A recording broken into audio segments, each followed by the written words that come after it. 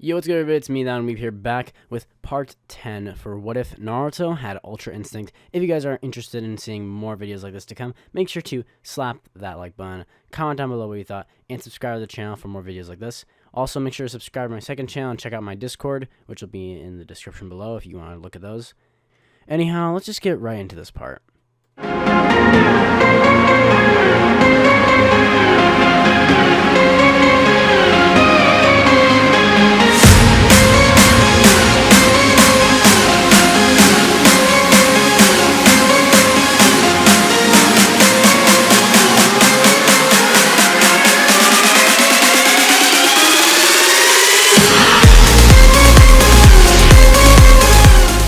As you may recall from last time, the six-man team of Kakashi, Yamato, Sai, Naruto, Sasuke, and Sakura had all successfully completed the mission of finding more information from the spy about Orochimaru and what was going on, with Naruto having watched as Sasuke would have finished his demon off, successfully killing Orochimaru now earlier than he would have originally. With Orochimaru having been dealt the final blow, and Naruto, Sasuke, and the team returning after seeing Yamato escape, Sai has failed his mission to the Foundation, this meaning that Sai had failed Danzo, with Sai not successfully being able to link up and gain the information from Orochimaru he had needed, and, well, in this version not having to assassinate Sasuke since Sasuke wasn't a rogue ninja in this timeline. With everyone returning, however, Sai would be punished by the Foundation and Danzo, and Naruto and the rest of the gang would not see Sai for some amount of time. With Naruto and Team 7 now having returned to the village, little would they know that a new threat would be emerging quite soon. With both Hidan and Kakuzu on the way, Naruto, as well as the rest of the Konoha 12, would be preparing for the Akatsuki's arrival. Or, not so much preparing, I would say, as they'd be expecting it due to their previous Akatsuki encounters. With Naruto and everyone beginning their training individually, Naruto would begin working on perfecting his Rasengan ability of the Rasengan Wall, which was a technique he created with Jiraiya Sensei over the 3-year gap, if you didn't remember. The Rasengan Wall, basically, the way it works is Naruto uses chakra control to, similar to the Puppet Master Jutsu actually, create threads of chakra between Rasengans, and he creates different layers of Rasengans to create a spinning wall of Rasengan, which he can use to trap and basically trap enemies to make a large explosion and capture them in it. So it's more of a capture technique than the normal Rasengan, which is based on just an attack. So anyhow, this would be something that he'd be working on, as Naruto has not used any nature transformations yet, and Kakashi would recommend him to do so, along with Jiraiya, of course. With Naruto practicing and learning how to use nature transformations and learning about his nature, Naruto would learn that he actually has a wind nature, and he would learn that wind nature is actually the perfect type for attacking jutsu, due to its ability of just being a generally strong offensive type of jutsu. So, Naruto would begin training with Kakashi as well as, now, Yamato, who would help him with his training. Kakashi would then tell Naruto about the secret of the shadow clones, and how Naruto can use multiple shadow clones at once, as long as he's not using Ultra Instinct, which will drain his stamina way faster to train in almost multiple times the speed that he normally could. Naruto would begin doing this, as Naruto would then attempt to use the shadow clones. At first, this wouldn't show as many results as he would have hoped, but after doubling up the number of shadow clones to around 1,000 clones, Naruto is finally starting to see some results. As Naruto looks down to the palm of one of his clone's hands, he could see that the leaf has a straight cut across it, as Naruto would then realize about how his chakra, or more specifically the technique that he had learned on how to take his chakras and grind them against each other like tectonic plates in the earth. After Naruto had now talked to Asuma with his help and him explaining wind nature, as that's one of his natures that he can do, Naruto would feel more at ease as he begins learning it much quicker, which was more used to him, as him being more analytical had always been able to figure things out before, but this type of training had been something new to him. With Naruto now learning how to do the wind transformation of chakra energy much faster, Kakashi and Naruto would be impressed as Naruto masters creating his first ever wind-style technique, with Naruto now combining the Rasengan in its basic form, as well as using wind transformation to turn the Rasengan to pure wind energy. This would end up with Naruto creating the first ever Wind Rasengan, which would basically be the normal Rasengan, but it would have now more sharper edges, if that makes any sense. So it has less explosive power and more piercing power, if that makes sense, I hope. Naruto would be practicing using this and would decide that he needs to make it stronger in some way. And he would also work on trying to create a more range-oriented jutsu, as Naruto's close combat was fine, especially with Ultra Instinct as well if he activated it, along with the Kyuubi's chakra. But even with Rasengan Wall, his distance is only extended about 6 meters, really, unless he goes into full Ultra Instinct mode, in which he can create much massive, longer chains of it. With Naruto now testing his reach with the Rasengan Wall, he would inevitably end up hitting a literal wall of him not being able to extend any more than 8 meters. He would be a bit frustrated as Naruto sees that this is as far as he can go without using any of his power boosts or anything. So Naruto would decide he needs to work on a completely new technique after figuring out for a while. Instead of focusing on his already developed techniques, he would begin work on the new rasenshuriken, as we all know from the original anime. With Naruto realizing that if he can use one other shadow clone, this would help him greatly in mixing the chakra together, as Naruto himself is much smarter in this timeline, but even he has a hard time controlling this much chakra into condensing into one single shuriken of the Rasengan kind type, especially with how much chakra control is just used in the regular Rasengan. With Naruto now working and mastering this every day for the next few weeks, this is when the Akatsuki would begin to strike. With now what you know is Team Shikacho, as well as Asuma having gone on the attack first, and Asuma having fallen to Hidan through the attacks, Shikamaru would be devastated, as he would be in a complete depression after finally escaping from the two immortals, seemingly. With him having to now come up with a plan, he would consult Naruto, who would stop from his training for a momentarily as he goes to talk with Shikamaru, as Shikamaru would then tell Naruto what's going on, with them having actually been able to flee the Akatsuki after they'd reached them outside the village by quite a few miles. With the Akatsuki now on their way to the Leaf Village, they'd say they have to confront them again and soon, and he has to come up with a plan to defeat them, but they're seemingly unkillable. Naruto would think about this for a second, as he asks why they can't just split them apart or use some sort of atomization technique. With Shikamaru thinking this over, he'd say that even when Hidan's head was completely cut off, he was still able to move. It was crazy. With Shikamaru now working on a plan, he would ask if Naruto's going to be available to help him with this mission. After all, it's the Akatsuki, and they're here after the Nine Tails. Naruto would nod, saying he should be ready in a day or two, thinking over his training, and asking if that's enough time for him to meet up with them before they have to leave, which should be very soon. They'd say to catch up with him as soon as he can after he finishes his training, with Naruto going back to it immediately. As Shikacho, along with now Kakashi, and would be heading out. They'd fight Hidan and Kakuzu in the forest, with them jumping around and averting all their attacks, as Kakuzu and Hidan are trying their best to take down all 4 of the shinobi, with Shikamaru now luring Hidan away and using his original plan that he would have to seal Hidan and take him out. Naruto would now be able to finally create the rasenshuriken, as he's now completed the technique and is ready to use it in battle. Naruto would jump down from his high waterfall training area he'd been using to master his chakra control even to a further degree. He would jump down and then begin running out of the village as he decides to meet up with the others. With Naruto now on his way, with him finally making it just to finish off Kakuzu in time, Naruto would jump out of the bushes just as Kakuzu is about to go into his final attack, with Naruto eventually chucking the rasenshuriken directly into Hidan, as Hidan's body is beginning to be completely deatomized by this attack, with the wind chakra actually piercing every single cell of his body and disabling it, causing Hidan to be completely destroyed. As Hidan's body falls to the ground, completely gone, as Naruto has literally hit every single cell in his body at the same time. Naruto's new rasenshuriken would be deemed an S-tier jutsu, which is meaning that it's incredibly powerful and would be basically very dangerous. Naruto would be instructed to try and not use this technique, as Tsunade would say, with Naruto's hand having been injured even a little bit from this attack. With Naruto looking down, realizing that this attack actually injured him, he'd be shocked, as his body had never been able to injure him undeliberately before. With Naruto realizing that this technique must even have some sort of hold over Ultra Instinct, as this chakra must be so powerful that not even that can be able to cancel it out.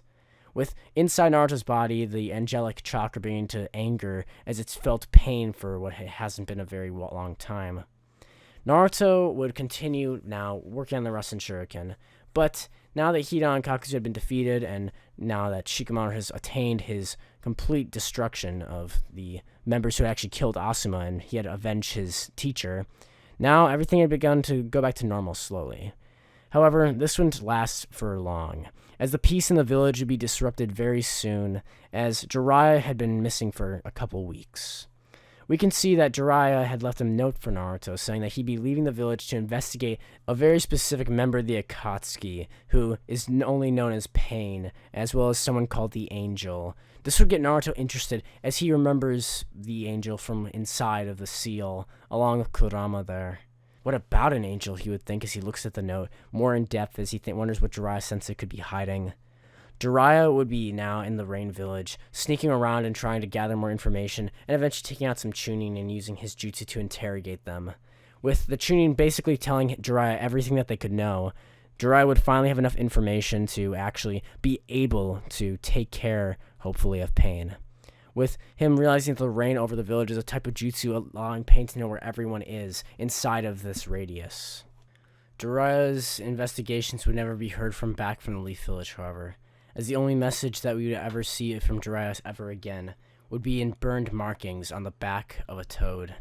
The old toad that he had with him as he had gone to Sage Moon for the final time to show us one of the coolest ever endings for a character, as Jiraiya would sink into the murky depths, thinking of his students being Konan, Nagato, Yahiko, and Naruto, as well as Minato and all those before them.